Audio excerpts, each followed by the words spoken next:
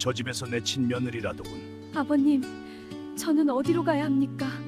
조선 영조 치세 28배째 되던 해 충청도 공주고을에서 남쪽으로 40리쯤 내려가면 금강 물줄기가 크게 휘어도는 곳에 작은 마을이 하나 있었습니다. 마을 이름은 버드네. 강가에 버드나무가 줄지어 서 있다 하여 붙은 이름이었습니다. 구독과 좋아요는 한밤야담의 이야기를 지키는 큰 힘입니다. 이 버드네 마을 한복판에 기와지붕 8채를 거느린 큰 집이 하나 있었는데 바로 해주 오씨 문중의 종갓집이었습니다. 종갓집 가장의 이름은 오치문. 나이 55세, 허리가 굽기 시작했으나 목소리만큼은 우렁차서 대문 밖에서도 그의 호통 소리가 들릴 지경이었습니다. 오치문은 젊어서 과거에 3번 낙방한 뒤로 그를 접고 농사와 장사에만 매달린 사람이었습니다. 그 덕에 논이 100마지기요, 밭이 50마지기요, 소가 12마리에 머슴이 6이나 되는 부자가 되었지만 그의 성정은 해가 갈수록 모질어져만 갔습니다. 오치문에게는 아들이 셋이 있었습니다. 맏아들은 일찌감치 한양에 올라가 벼슬 자리를 기웃거리고 있었고 둘째 아들은 대구 쪽으로 장사를 나가 좀처럼 집에 돌아오지 않았습니다.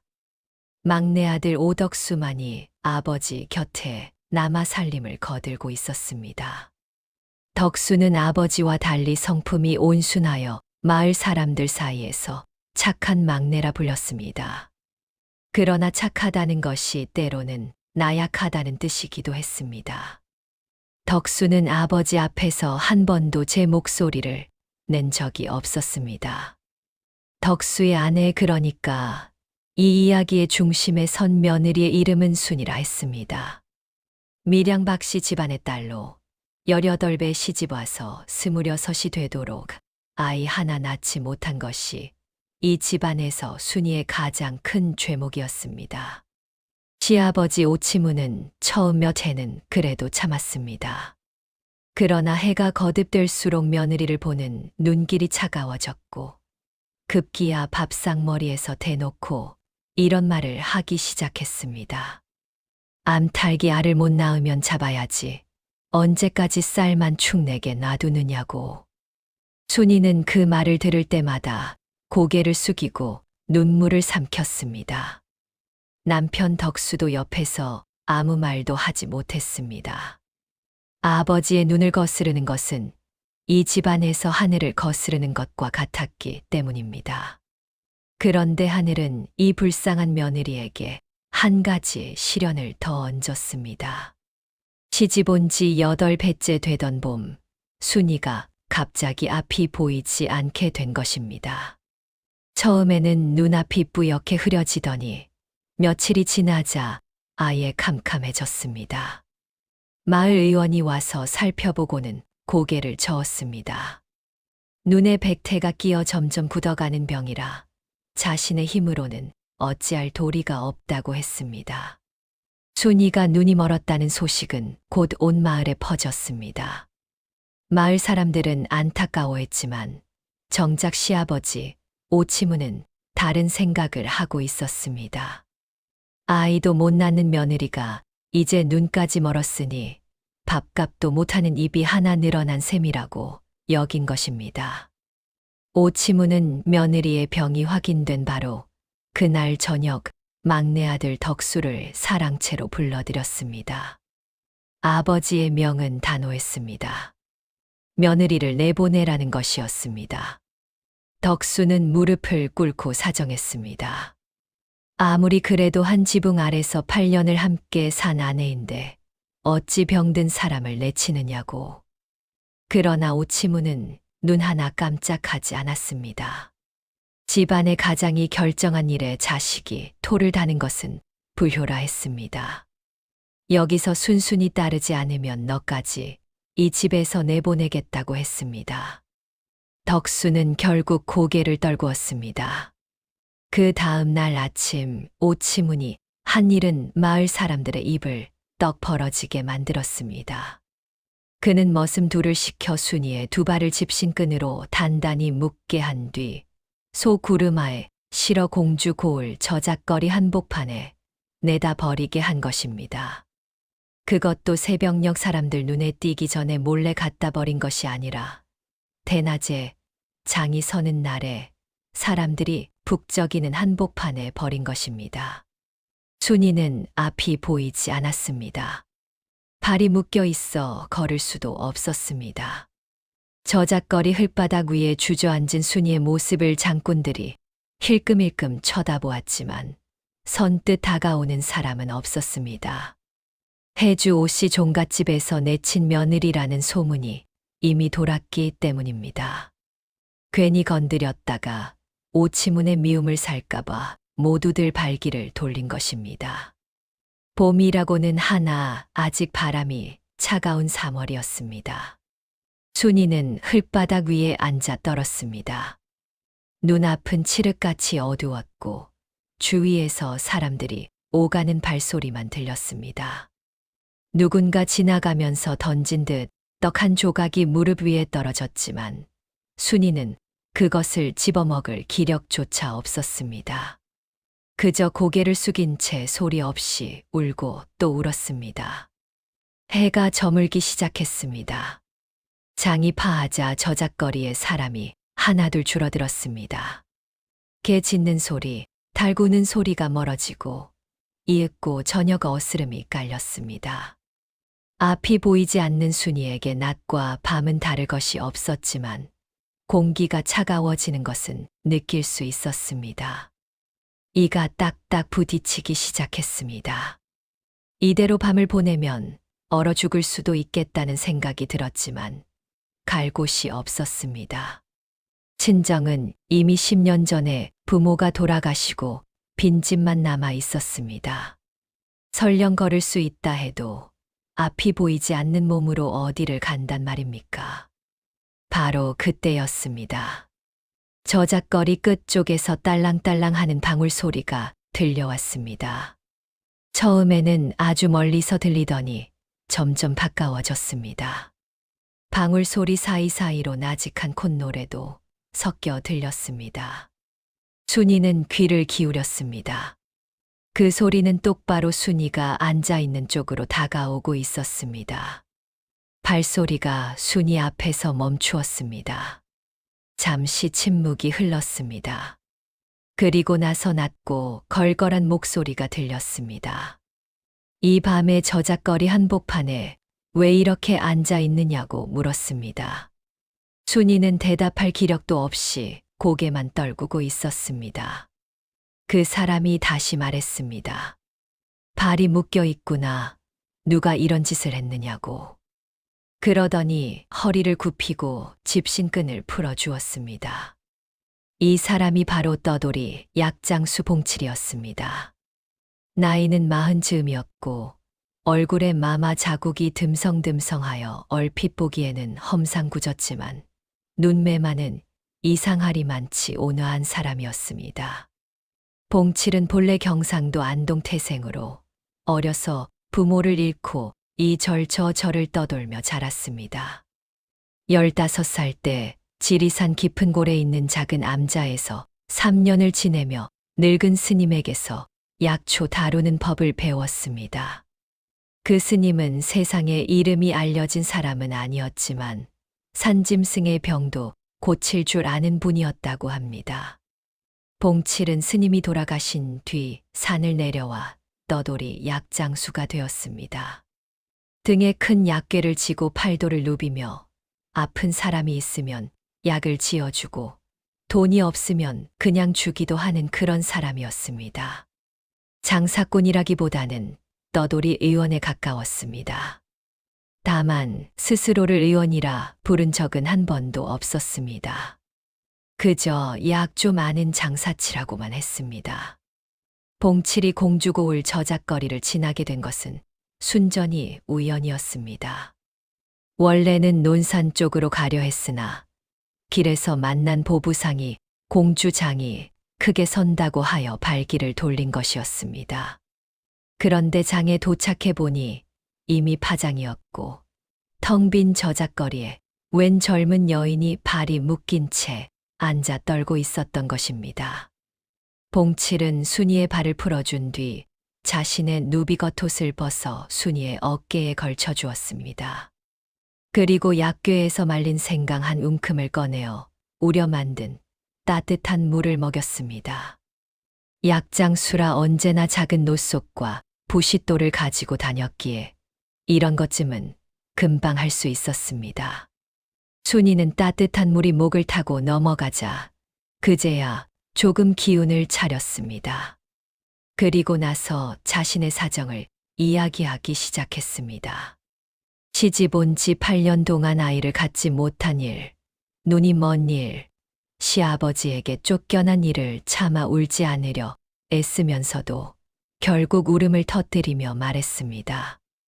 봉칠은 순이의 이야기를 끝까지 듣고 나서 한참 동안 아무 말도 하지 않았습니다. 저작거리 위로 별이 하나둘 떠오르고 있었습니다. 한참 뒤에 봉칠이 입을 열었습니다. 눈을 좀 보자고 했습니다.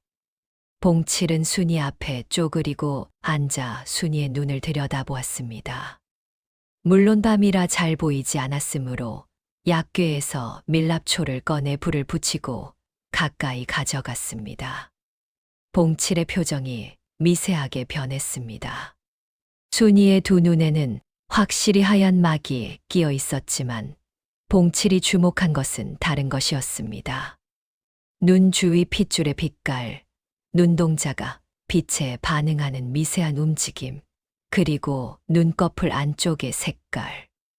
봉칠은 지리산 스님에게서 배운 것들을 하나하나 떠올렸습니다. 이것은 타고난 눈병이 아니라 몸속에 쌓인 독이 눈으로 올라간 것이라는 판단이 섰습니다. 봉칠은 순이에게 말했습니다. 당장 고칠 수는 없지만 석 달만 약을 쓰면 눈이 다시 밝아질 가능성이 있다고. 다만 조건이 있다고 했습니다. 약을 꾸준히 먹어야 하고 마음을 편히 가져야 하며 무엇보다 이 추운 곳에서 밤을 보낼 수는 없으니 일단 갈 곳을 마련해야 한다고 했습니다. 순이는 갈 곳이 없다고 했습니다. 봉칠은 잠시 생각하더니 저작거리에서 멀지 않은 곳에 빈 주막이 하나 있는데 자신이 아는 주모가 있으니 그리로 가자고 했습니다. 순이는 처음에는 망설였습니다. 처음 보는 남정네를 따라가는 것은 당시로서는 있을 수 없는 일이었기 때문입니다. 하지만 다른 선택지가 없었습니다. 이대로 저작거리 바닥에서 밤을 새면 정말로 죽을 수도 있었습니다. 봉칠이 순이를 데려간 곳은 저작거리 뒷골목에 있는 낡은 주막이었습니다. 주모의 이름은 금덕이라 했는데 나이 50이 넘은 호러미로 봉칠과는 오래전부터 아는 사이였습니다. 봉칠이 떠돌이 생활을 하며 공주고을에 올 때마다 이 주막에 묵곤 했던 것입니다. 금덕이는 순이의 사정을 듣고 혀를 찼습니다. 세상에 그런 시아버지가 있느냐며 당장 순이를 안방으로 데려가 이불을 덮어 주었습니다. 그 밤부터 봉칠의 치료가 시작되었습니다. 봉칠은 약궤에서 여러 가지 약재를 꺼냈습니다. 결명자, 구기자, 감구, 석창포, 그리고 이름을 밝히지 않은 풀뿌리 한 가지. 이 풀뿌리가 핵심이었는데 봉칠은 이것을 지리산 스님에게서 받은 것이라고만 했습니다. 산속 깊은 골짜기, 물이 바위를 타고 흐르는 곳에서만 자라는 것으로 사람의 몸속 탁한 기운을 아래로 끌어내려 빼내는 효능이 있다고 했습니다. 봉칠은 이 약재들을 배합하여 매일 3차례씩 다려 순이에게 먹였습니다. 약은 몹시 썼습니다. 순이는 처음에 약을 삼킬 때마다 구역질을 했지만 봉칠이 약 먹인 뒤에 꼭 꿀물을 한 모금씩 먹여주었기에 겨우 견딜 수 있었습니다. 여기서 한 가지 짚고 넘어가야 할 것이 있습니다. 봉칠이라는 사람의 정체, 아니 정체라기보다는 그의 과거에 대한 이야기입니다. 봉칠이 지리산 암자에서 약초를 배웠다는 것은 앞서 말씀드렸습니다. 그러나 봉칠이 암자에 들어가기 전에 무엇을 했는지는 아직 말씀드리지 않았습니다. 봉칠은 본래 양반가의 서자였습니다. 아버지는 안동에 이름 있는 선비였고 어머니는 그 집종이었습니다. 서자로 태어났으되 아버지가 그를 가르쳐 주어 천자문과 소학까지는 뗄 수 있었습니다. 그러나 아버지가 세상을 떠나자 본부인이 봉칠의 어머니를 내쫓았고 어머니는 쫓겨나는 길에 병을 얻어 죽었습니다. 12살 봉칠은 하룻밤 사이에 부모를 모두 잃은 것입니다. 그때부터 봉칠은 떠돌기 시작했습니다. 굶기도 하고 얻어맞기도 하고 남의 집 머슴살이도 해보았습니다. 그러다 15세 지리산에 들어간 것입니다. 스님은 봉칠을 보자마자 이 아이의 손에는 사람을 살리는 기운이 있다고 했다 합니다. 그것이 무슨 뜻인지 봉칠은 그때는 몰랐지만 3년 동안 약초를 배우며 차츰 알게 되었습니다.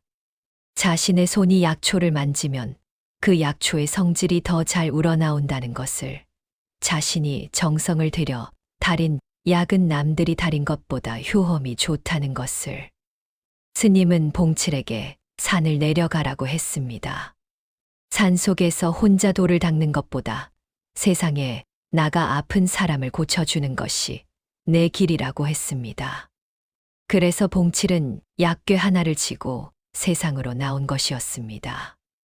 그 뒤로 20년 넘게 팔도를 떠돌며 사람들의 병을 고쳐주었는데 그의 이름은 널리 알려지지 않았습니다. 봉칠 스스로가 이름이 알려지는 것을 극도로 꺼렸기 때문입니다.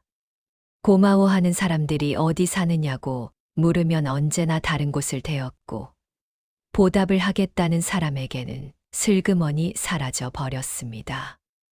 이런 봉칠이었기에 순이를 그냥 지나칠 수 없었던 것입니다. 자신도 어려서 버림받은 사람이었으므로 버림받은 사람의 고통을 뼛속까지 알고 있었습니다. 다시 이야기를 돌려 순이의 치료 과정으로 돌아가겠습니다. 약을 먹기 시작한 지 열흘쯤 되었을 때 순이의 몸에 변화가 나타나기 시작했습니다. 처음에는 좋은 변화가 아니었습니다. 온몸에 두드러기가 나고 열이 나고 밤마다 식은땀을 흘렸습니다. 주모 금덕이가 걱정하여 약을 끊는 것이 좋지 않겠느냐고 했지만 봉칠은 고개를 저었습니다. 이것은 몸속의 독이 빠져나오는 과정이라 여기서 멈추면 오히려 독이 다시 안으로 들어가 더 큰 병이 된다고 했습니다. 순이는 봉칠의 말을 믿고 견뎠습니다. 사실 믿을 수밖에 없었습니다. 이 세상에서 자신을 돌봐주는 사람이 이 약장수뿐이었으니까요. 보름이 지나자 두드러기가 가라앉았습니다. 열도 내렸습니다. 그리고 순이가 이상한 것을 느꼈습니다. 왼쪽 눈 한쪽 구석에서 아주 희미하게, 정말 아주 희미하게 빛 같은 것이 느껴진 것입니다. 칠흑 같던 어둠 속에 바늘구멍만 한 빛이 들어온 것입니다. 순이는 그것을 봉칠에게 말했고 봉칠은 고개를 끄덕이며 아주 조금 웃었습니다. 약이 듣고 있다는 뜻이라고 했습니다. 한 달이 되었습니다. 순이의 왼쪽 눈으로 사물의 윤곽이 어렴풋이 보이기 시작했습니다. 사람의 형체, 방문의 틀, 창문으로 들어오는 햇살의 방향 정도를 구별할 수 있게 되었습니다. 오른쪽 눈은 아직 어두웠지만 왼쪽만으로도 순이에게는 세상이 달라 보였습니다. 8개월 동안 아무것도 볼 수 없었던 사람이 다시 빛을 본 것입니다. 순이는 그날 밤 이불을 뒤집어 쓰고 한참을 울었습니다. 이번에는 서러운 눈물이 아니라 고마운 눈물이었습니다. 봉칠은 매일 아침 약을 다리고 낮에는 저작거리에 나가 약을 팔아 순이의 먹을거리와 약재 값을 마련했습니다. 주모 금덕이도 순이를 친딸처럼 돌보았습니다. 금덕이는 젊어서 남편을 잃고 자식도 없이 홀로 주막을 꾸려온 사람이었는데 순이를 보며 자기가 낳지 못한 딸 같다고 했습니다. 순이의 머리를 빗겨주고 밥을 떠먹여주고 밤에 다리를 주물러주며 순이 곁을 지켰습니다. 이렇게 2달이 지났습니다. 순이의 왼쪽 눈은 거의 정상에 가깝게 돌아왔고 오른쪽 눈에서도 빛이 보이기 시작했습니다. 봉칠은 여기서 약을 바꾸었습니다. 처음 쓰던 약은 독을 빼내는 약이었고 이제는 눈에 맑은 기운을 채워 넣는 약을 써야 한다고 했습니다. 새로운 약재가 필요했는데 그 중 하나가 공주 고을에서는 구할 수 없는 것이었습니다. 봉칠은 이틀 길을 걸어 금산까지 다녀왔습니다. 금산 양령시장에서 그 약재를 구해 돌아온 봉칠의 발은 물집이 잡혀 있었지만 그는 아무렇지 않은 듯 곧바로 약을 다리기 시작했습니다. 석 달째가 되었을 때 순이의 2 눈은 완전히 밝아졌습니다.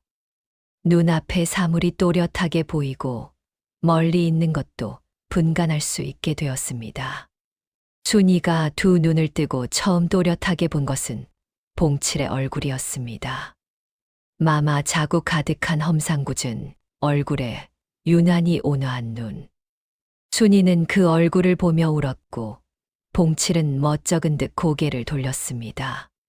그런데 이야기가 여기서 끝나면 그저 고마운 이야기로 끝났을 것입니다.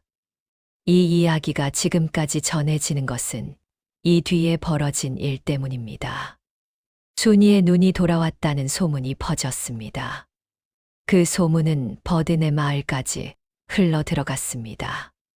남편 덕수의 귀에도 들어갔고 시아버지 오치문의 귀에도 들어갔습니다.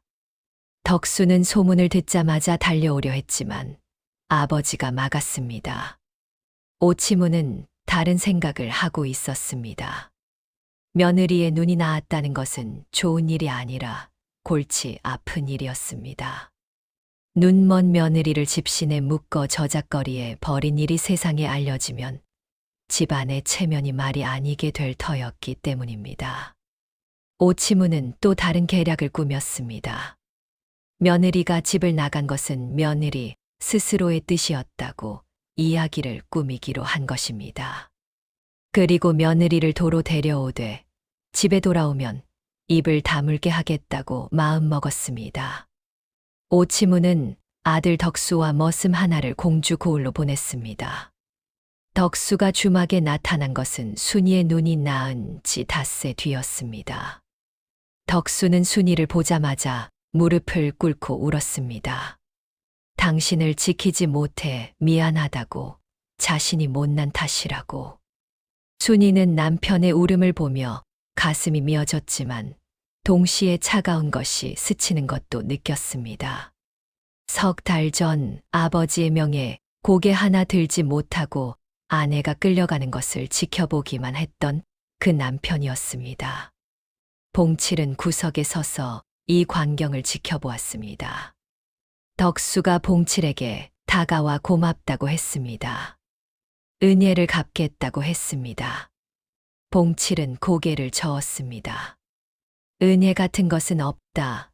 약장수가 아픈 사람에게 약을 지어준 것뿐이라고 했습니다. 다만 한 가지만 묻겠다고 했습니다. 이 사람을 데려가서 다시는 이런 일이 없을 것이냐고.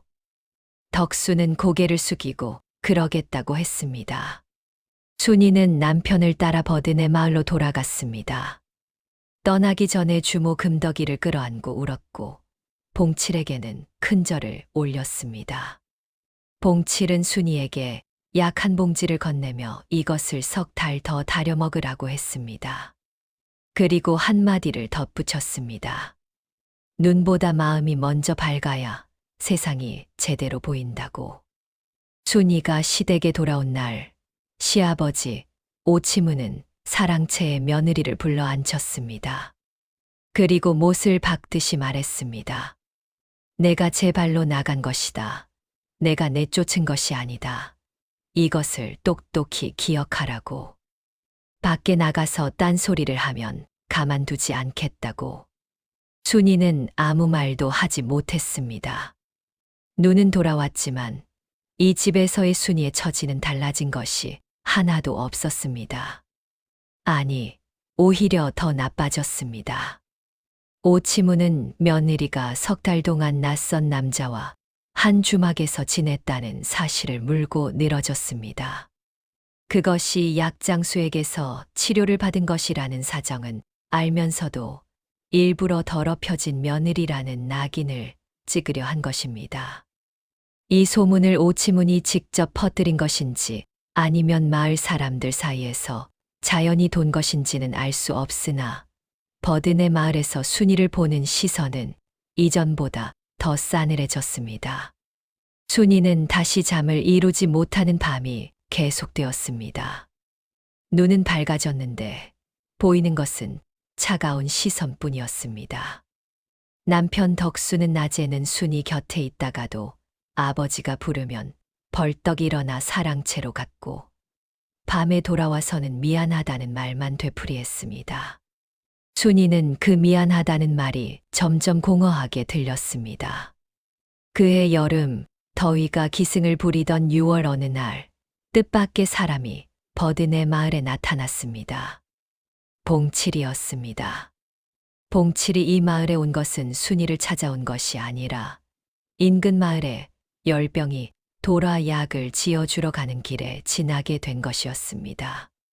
그러나 마을에 들어서자마자 봉칠은 이상한 분위기를 감지했습니다.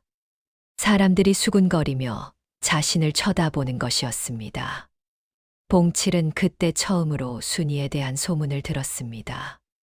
장터에서 만난 떡장수 영감이 귀띔해 준 것입니다. 오씨 종갓집 며느리가 떠돌이 약장수와 눈이 맞아 석 달을 함께 살았다는 소문이 마을 전체에 퍼져 있다고. 봉칠의 얼굴이 굳어졌습니다. 분노 때문이 아니었습니다. 자신 때문에 순이가 더 큰 고통을 받고 있다는 것이 가슴을 짓눌렀기 때문입니다.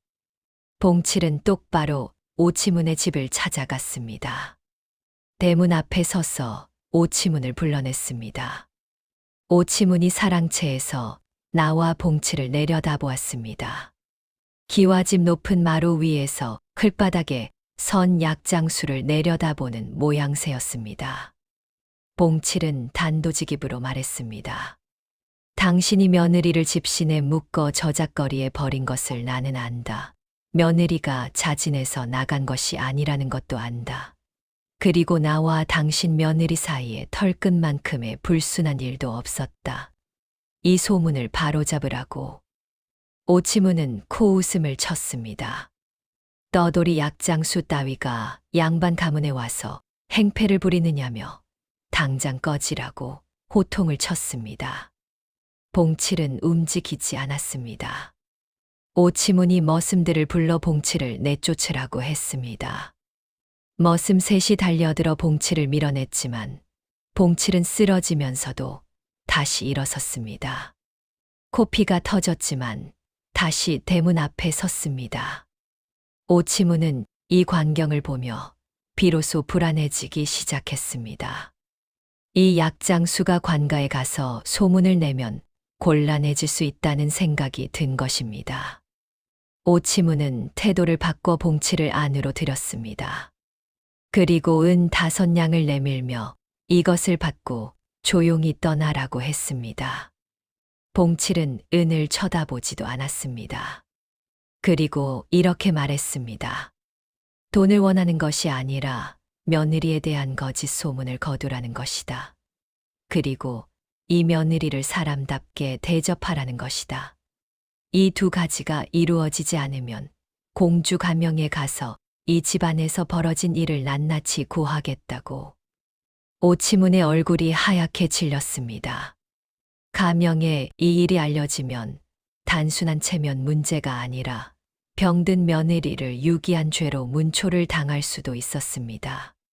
조선 법도의 가족을 유기하는 것은 엄연한 죄목이었기 때문입니다. 오치무는 이를 악물었지만 결국 봉칠의 요구를 들어줄 수밖에 없었습니다. 소문을 바로잡겠다고 했고 며느리를 함부로 대하지 않겠다고 했습니다.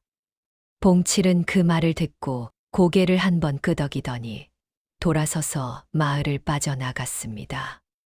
등에 진 약궤의 방울이 딸랑딸랑 소리를 내며 멀어져 갔습니다.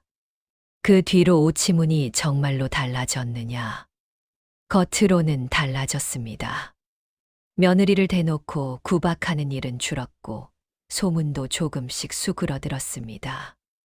그러나 속으로 오치문이 며느리를 어떻게 생각하는지는 아무도 몰랐습니다. 차가운 시선은 여전했고 밥상에서 며느리에게 말을 걸지 않는 것은 달라지지 않았습니다. 그해 가을이 되었습니다. 추수가 끝나고 찬바람이 불기 시작할 무렵 놀라운 일이 벌어졌습니다. 순이가 아이를 가진 것입니다. 시집 온 지 9해 만의 일이었습니다.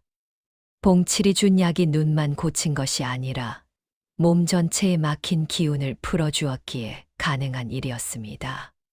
소식을 들은 오치문의 반응은 복잡했습니다. 대를 이을 손자가 생길 수 있다는 기쁨과 그 아이가 정말 자기 아들의 아이가 맞느냐는 의심이 동시에 일어난 것입니다. 오치문은 또다시 며느리를 의심하기 시작했습니다. 그 약장수와 석달을 함께 지는 며느리의 뱃속에 있는 아이가 정녕 오씨 집안의 핏줄이냐는 의심을. 이 의심은 오치문 혼자만의 것이 아니었습니다. 마을 사람들 사이에서도 수군거림이 다시 일었습니다.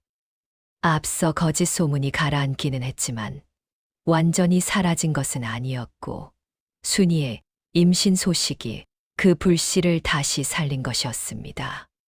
순이는 이 모든 것을 알고 있었습니다. 눈이 밝아진 뒤로 세상이 더 잘 보이게 되었지만 더 잘 보인다는 것은 사람들의 표정도 더 잘 읽힌다는 뜻이었습니다.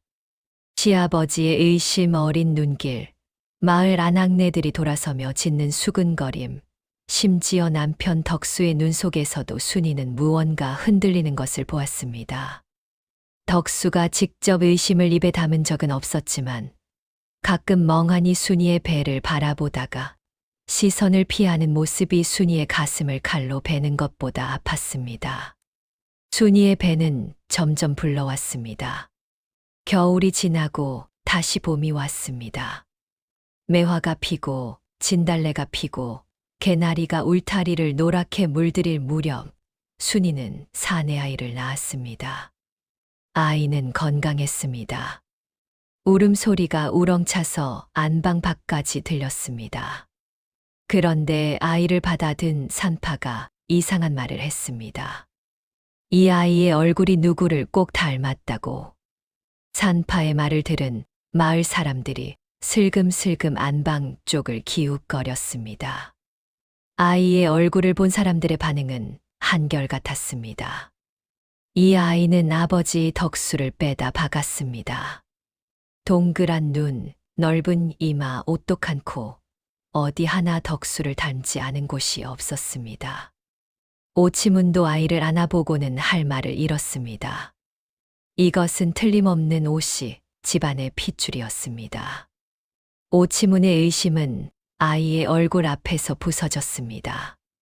그리고 그 의심이 부서진 자리에 부끄러움이 밀려들었습니다. 비로소 자신이 며느리에게 무슨 짓을 했는지를 돌아보게 된 것입니다. 물론 오치문이 갑자기 성자가 된 것은 아닙니다. 평생을 모질게 살아온 사람이 하루아침에 달라지지는 않습니다. 다만 손자를 안았을 때 느낀 그 벅찬 감정이 오치문의 단단한 마음에 금을 하나 낸 것은 사실이었습니다. 아이가 태어난 지 한 달이 되던 날, 오치문은 며느리를 사랑채로 불렀습니다. 순이는 긴장하며 갔습니다. 지난번 사랑채에 불려갔을 때 입을 다물라는 협박을 들었으니 긴장하는 것이 당연했습니다. 그러나 이번에 오치문이 한 일은 달랐습니다. 오치무는 며느리 앞에 술상을 차려놓고 잔을 하나 따라 며느리 앞에 놓았습니다. 그리고 마른 입술을 달싹이며 한마디를 했습니다. 고생이 많았다고. 그 한마디가 전부였습니다. 미안하다는 말도 잘못했다는 말도 하지 않았습니다. 오치문이라는 사람의 한계였습니다. 그러나 순이는 그 한마디를 듣고 눈물을 쏟았습니다.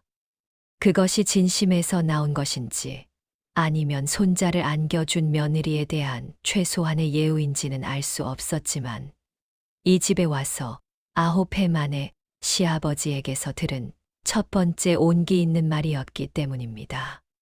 그해 여름 아이의 100일 잔치를 열었습니다.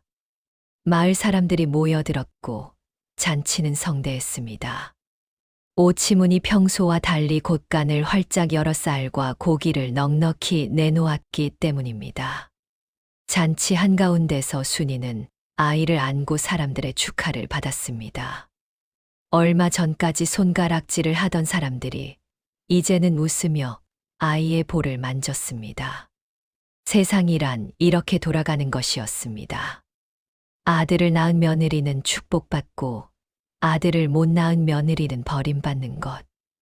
순이는 웃으면서도 마음 한구석이 씁쓸했습니다. 잔치가 끝난 뒤 저녁 무렵 순이는 아이를 재우고 마당에 나왔습니다. 시원한 바람을 쐬려는 것이었습니다. 그런데 대문 앞 길 위에 무언가 놓여 있는 것이 보였습니다. 다가가 보니 보자기에 쌓인 작은 꾸러미였습니다. 풀어보니 안에 약봉지 2개와 쪽지 하나가 들어 있었습니다. 쪽지에는 이렇게 적혀 있었습니다. 아이가 건강하게 자라도록 이 약을 돌 때까지 다려 먹이시오. 서명은 없었지만 순이는 단번에 알았습니다. 봉칠이었습니다. 순이는 꾸러미를 가슴에 안고 대문 바퀴를 내다보았습니다. 어둑한 길 위에 사람의 그림자는 보이지 않았고 아주 멀리서 딸랑딸랑 방울 소리만이 희미하게 들려오다 이윽고 사라졌습니다. 봉칠은 그 뒤로 버드네 마을에 다시 나타나지 않았습니다. 공주 고을 저작거리에서도 금산 양령시장에서도 봉칠의 모습은 보이지 않게 되었습니다. 어디로 갔는지 아무도 몰랐습니다. 떠돌이 약장수라는 것이 원래 그런 존재였습니다. 바람처럼 나타났다가 바람처럼 사라지는. 순이는 봉칠이 준 약을 아이에게 다려 먹였고 아이는 무럭무럭 자랐습니다. 아이의 이름은 오봉수라 지었는데 봉자는 봉칠의 봉을 따온 것이었습니다. 물론 시아버지에게는 그 사실을 말하지 않았습니다. 오치무는 봉수라는 이름이 봉황의 봉이라 좋다며 흡족해했습니다. 세월이 흘렀습니다. 봉수는 5살이 되었고 마을에서 가장 영특한 아이로 이름이 났습니다. 3살에 천자문을 떼고 5살에 소학을 읽기 시작했습니다. 오치무는 손자의 영특함에 기뻐하며 이 아이가 과거에 급제하여 자신이 이루지 못한 꿈을 이뤄줄 것이라 기대했습니다. 그런데 봉수에게는 남다른 점이 하나 더 있었습니다. 이 아이는 풀과 나무에 유난히 관심이 많았습니다. 마당에 핀 꽃을 한참 들여다보고 뒷산에 올라가 풀뿌리를 캐오고 그것들의 냄새를 맡고 색깔을 살피는 것을 좋아했습니다. 순이는 그 모습을 볼 때마다 가슴이 뭉클했습니다. 봉치를 만난 적도 본 적도 없는 아이가 약초에 끌리는 것이 우연이라고 하기에는 묘한 것이었습니다. 물론 이것은 그저 어머니의 감상이었을 수도 있습니다. 하지만 순이는 그렇게 믿고 싶었습니다. 봉칠이라는 사람이 자신의 삶에 남긴 것이 눈의 빛만이 아니라 아이를 통해 이어지고 있다고. 오치무는 봉수가 7살이 되던 해 겨울에 세상을 떠났습니다. 중풍이 갑자기 찾아와 쓰러진 지 사흘 만이었습니다.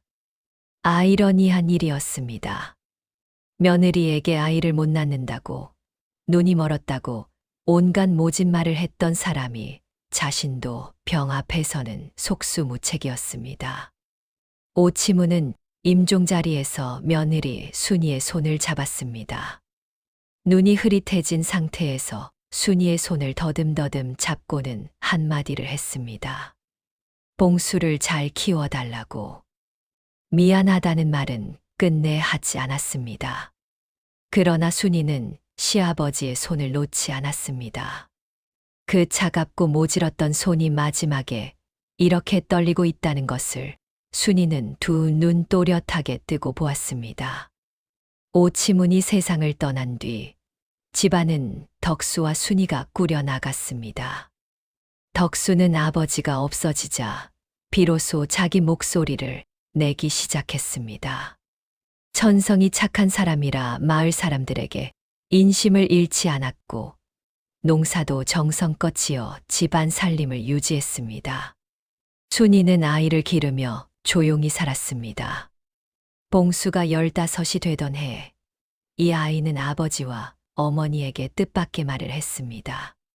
과거 공부를 그만두고 의수를 배우겠다고.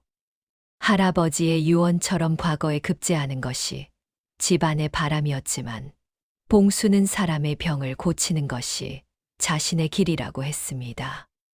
덕수는 반대했지만 순이가 남편을 설득했습니다. 이 아이가 하고 싶은 것을 하게 해주자고. 순이는 처음으로 남편 앞에서 자기 뜻을 분명히 밝혔습니다. 봉수는 결국 한양으로 올라가 이름 있는 의원 밑에서 의수를 배우기 시작했습니다. 봉수에게는 스승이 놀랄 만한 재능이 있었습니다. 약재의 성질을 한 번 배우면 잊지 않았고 환자의 맥을 짚으면 어디가 아픈지를 귀신같이 알아냈습니다. 스승은 이 아이에게 누군가가 이미 약의 기초를 가르쳐 놓은 것 같다고 했습니다. 봉수는 고개를 갸웃거렸습니다. 누구에게도 약을 배운 적이 없었으니까요. 그러나 순이는 알고 있었습니다. 봉수가 돌이 될 때까지 먹인 봉칠의 약, 그리고 어쩌면 봉칠이라는 사람의 정성이 아이의 피 속에 스며든 것인지도 모른다고. 이것은 증명할 수 없는 것이었습니다. 하지만 세상에는 증명할 수 없어도 진실인 것들이 있습니다. 봉수가 25이 되어 의원으로서 이름을 얻기 시작했을 때 봉수는 어머니에게 편지를 보냈습니다. 편지에는 이런 내용이 담겨 있었습니다. 자신이 치료한 환자 중에 눈이 먼 여인이 있었는데 결명자와 구기자와 감국과 석창포 그리고 지리산 깊은 골에서만 자라는 풀뿌리를 써서 눈을 뜨게 해주었다고. 그 약 처방을 어디서 알았느냐고 물었더니 봉수는 모르겠다고 했습니다. 그냥 손이 그쪽으로 가더라고. 약궤를 열면 어떤 약재를 꺼내야 하는지 몸이 먼저 안다고. 순이는 그 편지를 읽고 오래도록 울었습니다. 봉칠이 떠난 지 20년이 넘었지만 그 사람이 남긴 것은 사라지지 않았습니다. 순이의 눈 속에, 봉수의 손끝에, 그리고 봉수가 앞으로 고쳐줄 수많은 사람들의 삶 속에 떠돌이 약장수 봉칠은 여전히 살아 있었습니다. 순이는 봉수에게 답장을 썼습니다. 그 편지에서 순이는 처음으로 봉칠의 이야기를 아들에게 들려주었습니다. 내 이름의 봉자가 어디서 왔는지를, 내가 태어나기 전에 너의 어머니를 살린 사람이 있었다는 것을, 그리고 그 사람이 너에게 약을 남기고 갔다는 것을.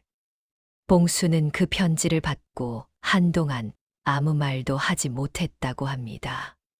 그리고 그 뒤로 봉수는 환자를 볼 때마다 약값을 내지 못하는 사람에게는 돈을 받지 않았다고 합니다. 스스로를 의원이라 부르지 않고 약 좀 아는 사람이라고만 했다고 합니다. 봉칠과 만난 적이 없는 봉수가 봉칠을 닮아가고 있었습니다. 봉칠의 행방은 끝내 알려지지 않았습니다. 충청도 일대에서 그를 본 사람도 소식을 들은 사람도 없었습니다. 혹자는 다시 지리산으로 돌아갔을 것이야 했고, 혹자는 먼 북쪽 땅으로 떠났을 것이라 했고, 혹자는 이미 세상을 떠났을 것이라 했습니다. 진실이 무엇인지는 아무도 모릅니다. 다만 공주 고을 저작거리 근처에 이런 이야기가 오래도록 전해졌다고 합니다.